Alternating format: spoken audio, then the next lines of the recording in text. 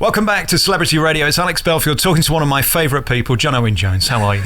I'm very good, thanks. We've known each other a long time. I did a show, I launched Scarlet FM there in Llanelli all those years ago, and I went to your dad's butcher's there in Buryport. We had a lot of fun. Then I got to see you. I've seen you endlessly. I've been to Las Vegas. I've been on Broadway and done 5 Phantoms. I think I've done 3 in the West End, and you're the best of the lot. Congratulations. Thank you very much. That's an amazing thing to tell me. Thank you. I sincerely mean it, and I'll tell you why. I have a lot of sympathy with Phantom because he's an outcast. I'm Ginger. We have something in common. And the thing is, you've got to kind of love him and feel sorry for him, as well as appreciate that he's a crook and he's not a particularly nice man. It's a really fine balance, isn't it? Yeah, I think one of the things with Phantom is peculiar to this particular role is that you empathise with him because he is an outcast, and everyone's been in that position at some point.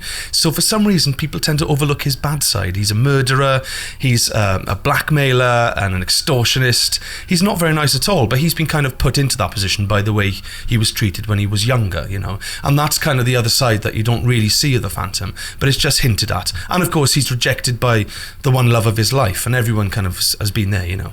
You've got to have sort of everything in this show. You've got to have the warmth to pull off the fact that he's a troubled man. You've got to have the nastiness of the fact that he's a villain. And then at the end, you've got to sort of go leaving us thinking, ah. Yeah, you do. Yeah, you do. I mean, it's that's one of the joys of the role, is it's deeply layered and very complex. And, you know, I've played the role for nearly 2,000 times now in the West End and now on the UK tour, and I'm always finding something new with it, you know. It's just beautifully written, and it's a very easy job I have every night. Forgive me for looking into your right eye. I can't look to the left because you're in makeup at the moment, and it is awfully creepy. Yeah, well, this new makeup design is particularly creepy because it's much more realistic than the original West End design. The original West End design, of course, was designed 25 years ago, and the whole techniques and everything they do now have been brought up to date. And this new design was designed by the guy who does all the Doctor Who teleseries and Torchwood and things like that. So, but it's very easy to work with, but it is quite shocking when people don't know. When I walk backstage and people haven't seen me in the makeup, they freak out a little bit.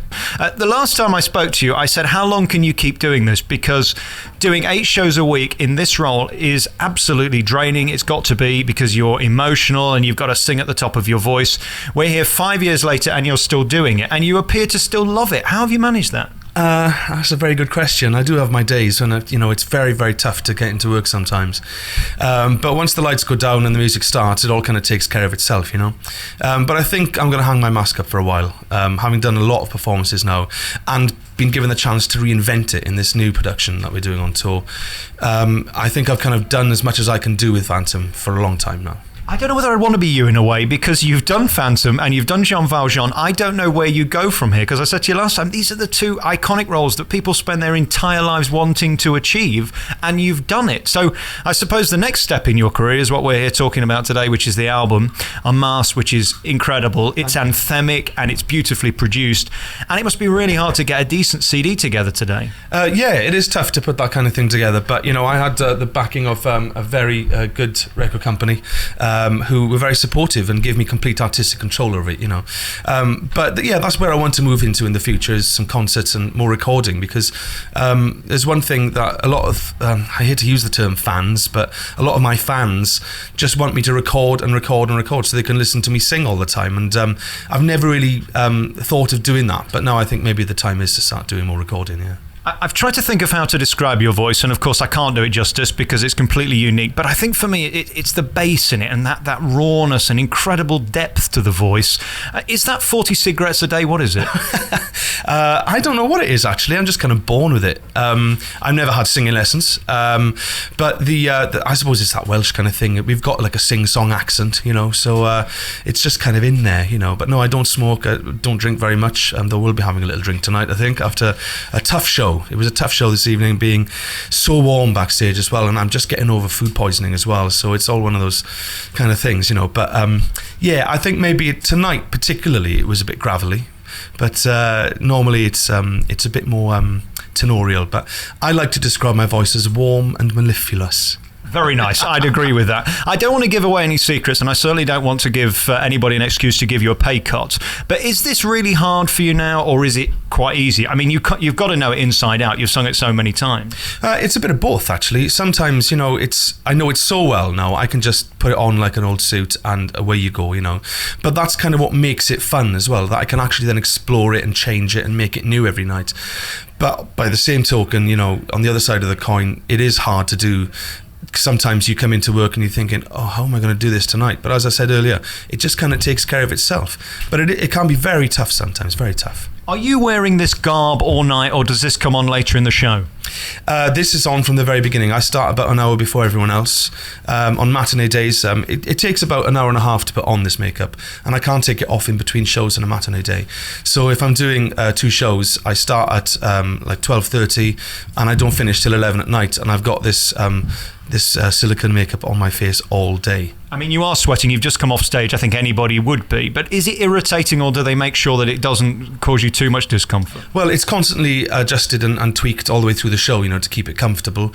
But what's peculiar about this particular makeup is actually I get sweat bubbles. So the sweat finds somewhere to go, and then the makeup starts to sag. So I have to kind of squeeze the sweat bubbles. It's like lancing a boil halfway through the show. Yeah, so I mean, the mirrors in my dressing room are covered in water, So it's lovely, isn't it? How does it feel when you're stood on a new stage every few weeks and having to sort of redo the show? Because every stage is a different size, it's a different height, the audience is a different size. It must be a bit off-putting. No, it's invigorating, actually. It's one of the joys of touring, is that you get to re-rehearse it every month or so, and the lighting's changed and they're always improving it, so you're seeing like the 5th incarnation of this production, because we've been to 5 venues now, and originally the whole show was completely different pretty much. Obviously the set was the same, but from my point of view, it's a new show now. Every time we go to a new venue, it's a new show, and I've only got 1 venue left, so so I'm enjoying every moment as I can, really. I thought there were parts in this which were better than the original, and bits that you miss. Obviously, there's some of the huge stunts that they can't pull off that they do in the West End and on Broadway. Las Vegas, of course, takes it to another level. There's a certain rawness that we're focused on your acting and the voice more, which must be nice for you, because we're not distracted by the grandeur of the stage. Well, one of the things that Cameron McIntosh, myself, and Lawrence Connor sat down and talked at the very beginning of rehearsals was how to retell the story. And one of the things I said at the beginning, and Lawrence agreed with me, was that I wanted to make the Phantom a man. He's not, he's not a ghost. He's just a ghost in the minds of the people that work in the theatre. And so then the decision was taken to kind of talk about, and perform the show from the story of backstage. You see much more of the real life of backstage of the theatre, and you understand why the Phantom is there doing what he's doing, So, is there somebody singing in the background there? That sounds lovely. Yeah, I know, I have to put up with that all the time. So that's one of the things we tried to do, to give the story a fresh edge. When Hamlet or Lear or any Shakespeare play has been done 1,000 times, 1,000 different ways. And hopefully Phantom can do that too, and we're just the first people to do a fresh take on it, When they sent me your CD months ago, I put it in and I thought, is this just going to be another sort of karaoke CD? Because a lot of people bring those out, don't they? Was it important for you to wait till now to get it right than put some rubbish out that's going to tarnish your reputation? Well, yeah, I suppose it was. There are ways and means of cutting corners, but making it still sound very good. For example, we didn't use a full 65-piece orchestra. We recorded separate sections, like we did like a 5-piece string section, and then re-recorded them 4 or 5 times. I worked with a guy I've known since I was about 14 called John Quirk, who helped me put all the orchestrations together, and some of them are kind of my ideas and he's kind of embellished it, but it's hugely satisfying artistically to control something like that, and drive it in the direction you want to, or alter it, as it were, and I didn't have any kind of real interference from the record company. They wanted me to put on songs from Phantom, which I had to do, but there's Thunderball on there and The Love of My Life from Queen, and those are tracks I've wanted to record for a long time, so they'd be very good to me and let me record that kind of stuff. And it was nice as well that you did something like This Is My Moment, which is a beautiful song, and again you made it your own so beautifully. Thunderball's anthemic and big and a great song. I do hope we get to see you without all this on, just doing it by yourself on tour, because there are so few people who can stand there and do it, as the Olympics proved. Yeah, they did, didn't they, a little bit, certainly in the closing ceremony. But singing's not as easy as it looks, is it? It's not. Well, I mean, there's lots of technical things they have to take into account in a massive stadium like that, but yeah, they could have done a better job. But yeah, I'm going to go on tour. I've got a few concerts planned, and it's all kind of in the mix at the moment. But I tell you, the first thing I'm going to do when I finish Phantom is go on holiday. Yeah, and have a wash as well, if I were you. Very finally, the last time I saw you live was at the Les Miserables thing at the O2 at the 25th anniversary, and what a night that was. It was magical, and at the end, again, you got to steal it with that encore, that beautiful thing. How does that feel when you've got people around you who are all unique in their own way and all regarded as the best, and you're part of it? You must be one of those people who are the best at Jean Valjean. Well, it's very nice of you to say that. It's an incredible feeling, really. It's one of those pinch me moments, and something I never dreamed I would be able to do. And I did the same with the 25th Phantom in the Albert Hall, and it's what's interesting about it is that I worked in the show both the shows for so long that it was a big party, really. I knew everybody there, and I'd worked with them all, and it was great to see old friends. And then I come on and I sing a little bit at the end in these incredible arenas in front of rapturous audiences. It was fantastic. And again, to have all those voices that were so different, that's the thing about Cameron and Andrew. They do give people their own chance to shine. You don't all have to be identikit, do you? No, absolutely. I mean, I've been very lucky now that I've been able to reinvent two of the most iconic roles in musical theatre. And I took what Michael Crawford did, and I took what Colin Wilkinson did, and I kind of made them my own.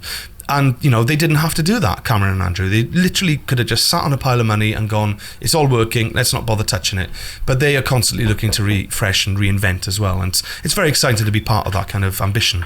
I get the feeling that Les Mis is a far harder show in terms of the acting, because you're on constantly, aren't you? In this, you come on and you get to steal it. I mean, your initial two songs, just incredible. We're all waiting for that number that we're going to play in a moment, of course, that's on the CD. Is there any better moment than getting on the stage after all the build-up, all of this nonsense with the makeup, and then just getting to shine? And it's very intimate, isn't it? Because there's not a loud band through all. I mean, there are some screamy moments, but you really get to sing. Yeah, well, the difficulty between Phantom and Les Mis is that Les Mis, you kind of get to grow into the show. You start off kind of easy, and then it kind of grows and gets bigger and bigger. With Phantom, you have to start, hit the ground running, and it's bang, here I am, I'm the Phantom. And that's the hardest thing about this show, is getting up to tournament pitch in literally seconds. So I've been very lucky in my career that I've interviewed many, many big stars, and few of them are as talented as you, who can go on and just knock it out of the park. I said this to you last time, I'm not making it up. You can listen back to all the interviews. You are definitely the world's greatest Phantom I've ever seen, and congratulations on being you, and look forward to the tour. Thank you very much.